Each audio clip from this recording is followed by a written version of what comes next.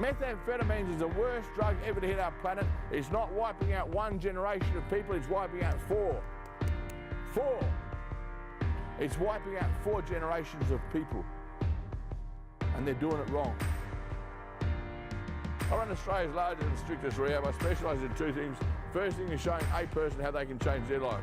I've changed my life.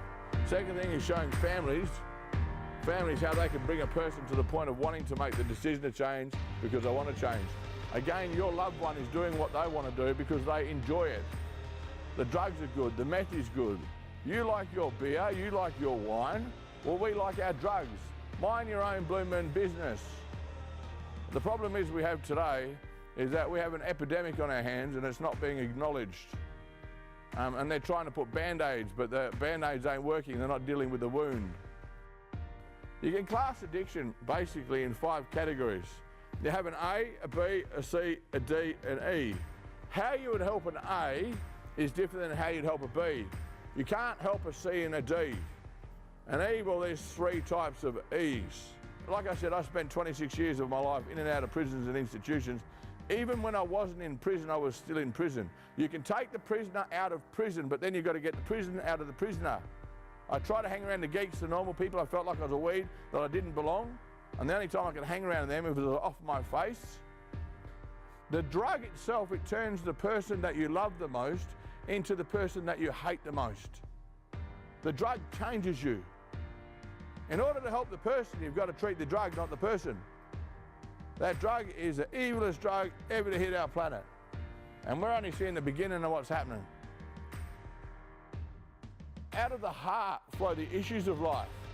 Out of the heart flow the consequences of life. Out of the heart, the mouth speaks. So a man or woman or child thinks in their heart, so is he or she. Your hard drive is here, just like a computer has a hard drive. We have hard drives and it's in here. And before we make our decisions, we always think with our brain, we check with what's in here and then we act upon it.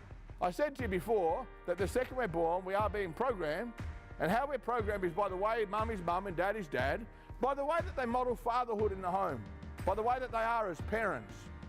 A lot of us don't want to be who we are, but it's not as easy as just saying, stop using drugs, because when you stop using drugs, what about what's in here?